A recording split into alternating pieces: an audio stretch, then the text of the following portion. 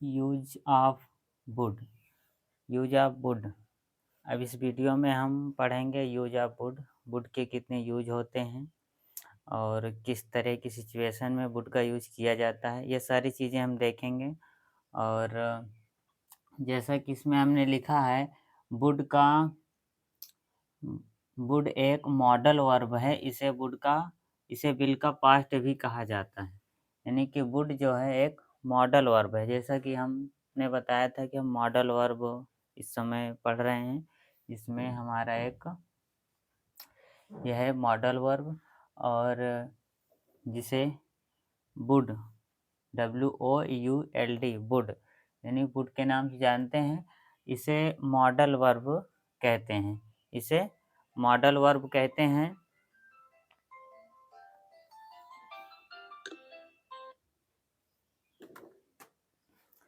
यह modal verb, और इसका मतलब सिचुएशन क्या होती है यूज करने की, वो देखते हैं। जैसे फ्यूचर की संभावना, हम फ्यूचर की कोई संभावना बता रहे हैं। जैसे फ्यूचर में बताते हैं कि वह दिल्ली जाएगा। तो एक फ्यूचर बता रहे हैं किसी के बारे में कि वह दिल्ली जाएगा। और तो वही है फ्यूचर की संभावना। तो दो तरह से फ्यूचर होता है। एक होता है फ्यूचर के बारे में बताना जिसमें श्योरिटी है, पक्का है कि वो दिल्ली जाएगा।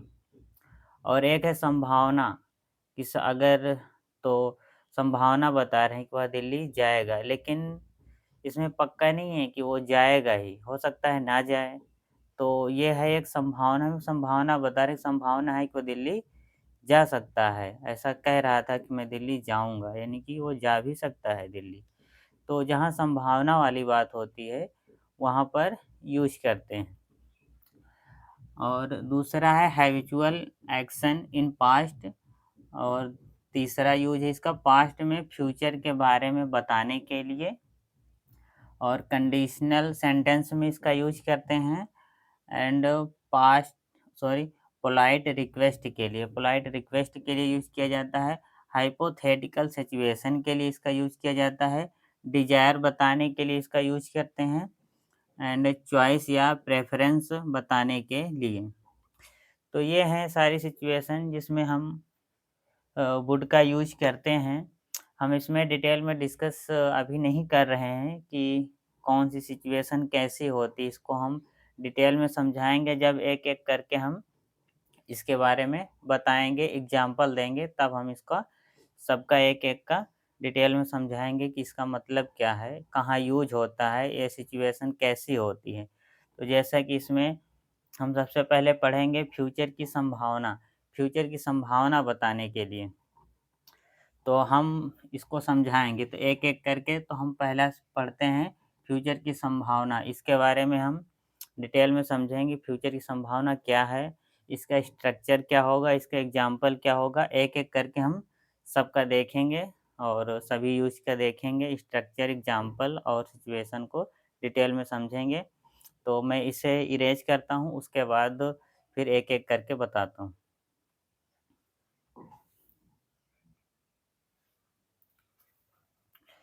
तो ये है यूज ऑफ वुड में हमने बताया था सिचुएशन।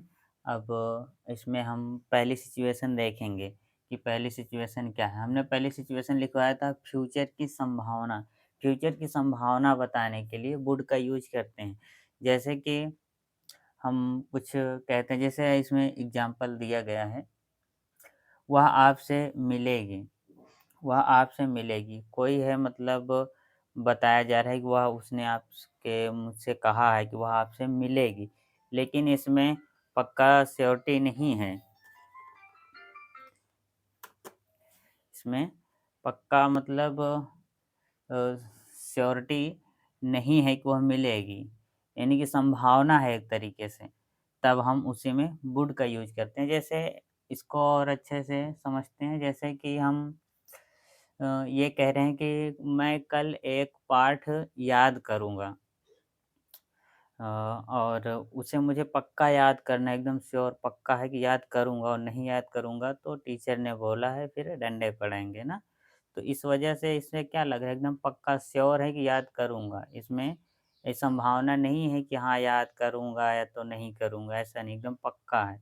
तब हम विल का यूज़ करते हैं, यानी कि फ्यूचर में बनाते हैं, फ्यूचर इंडेफिनिट टेंस का यूज़ करके बनाते हैं।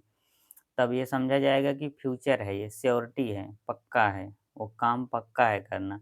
अगर वो काम पक्का नहीं है, केवल संभावना बता रहे हैं, ऐसा हो भी सकता है, नहीं भी हो सकता है मन करेगा याद करेंगे, नहीं तो नहीं याद करेंगे। टीचर ने कह दिया है लेकिन कोई पक्का नहीं है कि वो सुनेंगे, इस भाव से हैं। मतलब पूरी फुल श्योरिटी नहीं है कि मतलब मैं याद करूँगा कल एक पाठ, तब ये संभावना है। यानी कि आप दोनों तरीके से टेंसन सेंटेंस को ट्रांसलेट कर सकते हैं, विल से भी, वुड से भी। लेकिन अगर विल से कर रहे हैं तो ये समझा जाएगा कि आप जो बात कह रहे हैं वो एकदम पक्का कह रहे हैं कि करेंगे, एकदम श्योर हैं उस बात पर। अगर उसी सेंटेंस को वुड का यूज़ करके आप अगर बनाते हैं तो इसका मतलब ये समझा जाएगा कि आप एक संभावना बता रहे हैं, वैसा कर भी सकते हैं, नहीं भी कर सकते हैं। यानी इसमें फुल श्योरिटी नहीं है कि ऐसा हो ही जाएगा। तो आई होप कि आपको सिचुएशन समझ में आ रही होगी। तो पहली सिचुएशन यही है। तो इसमें अब हम आगे देखते हैं इसका स्ट्रक्चर देखते हैं और एग्ज़ाम्पल देखते हैं। जैसा कि हमने यहाँ पर लिखा है श्योरिटी, अगर श्योरिटी है मतलब श्योरिटी है, पक्का है कोई काम कि इसे करना ही है, तो उसमें विल का यूज़ करेंगे। अन्यथा अगर संभावना है यानी पॉसिबिलिटी, पॉसिबिलिटी मतलब संभावना, अगर संभावना बता रहे हैं तो वुड का यूज़ करेंगे। सेंटेंस को ट्रांसलेट कर सकते हैं वुड से भी और विल से भी, लेकिन अगर विल से कर रहे हैं तो ये समझा जाएगा कि आप एकदम श्योर हैं, पक्का-पक्का बता रहे हैं। अगर वुड का यूज़ करते हैं तो ये समझा जाएगा कि आप संभावना बता रहे हैं, बस सिंपल सी बात।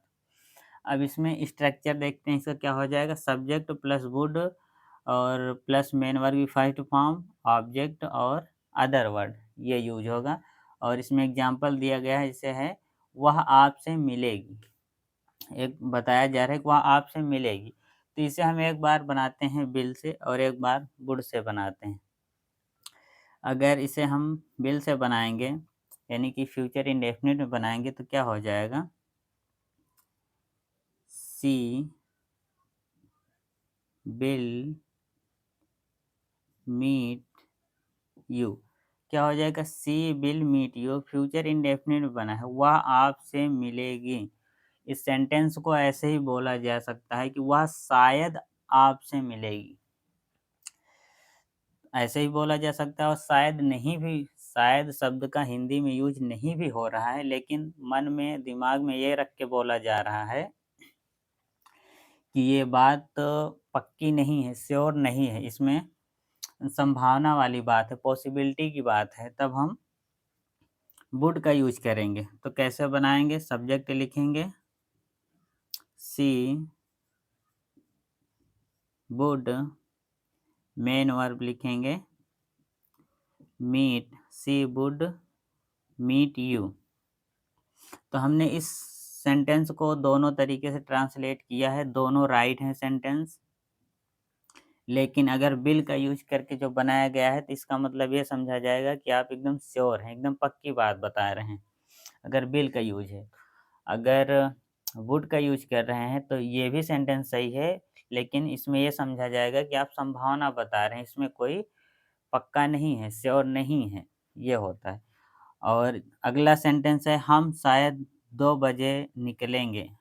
कहीं जाना है, हम कह रहे हैं कि हम शायद 2 बजे निकलेंगे। इसमें देखिए शायद शब्द का यूज़ हमने सब सेंटेंस में किया है, समझाने के लिए, क्योंकि वुड का यूज़ है, संभावना बता रहे हैं। शायद, शायद मतलब निकलेंगे 2 बजे, हो सकता है 2 बजे ना निकलें और पहले ही निकल जाएँ या फिर और थोड़ा और लेट हो जाएँ निकलने में, ऐसा हो सकता है।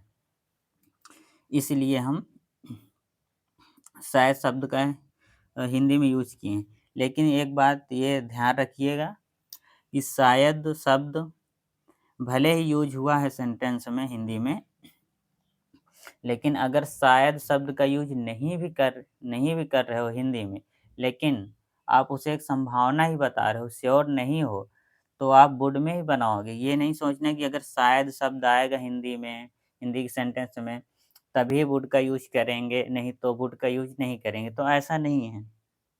शायद शब्द है तब भी वुड में बना सकते हैं, नहीं है तब भी। सिर्फ़ सिचुएशन को समझना है। आई होप कि समझ में आ गया होगा अब और ज़्यादा डिटेल में सिचुएशन समझाने की ज़रूरत नहीं है। इसे ट्रांसलेट करके देखते हैं। जैसे हम शायद 2 बजे निकलेंगे, सब्जेक्ट लिखेंगे बी और फिर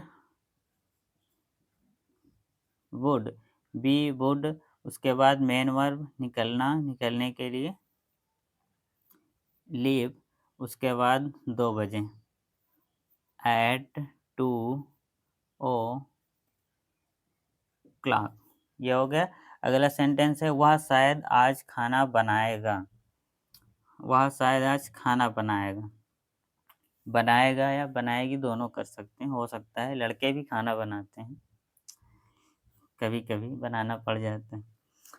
तो इसमें देखते हैं वह शायद खाना बनाएगा, इसके लिए सबसे पहले ही लिखेंगे ही, फिर वुड और बनाएगा main verb he would cook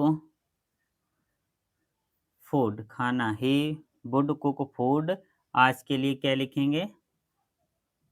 today.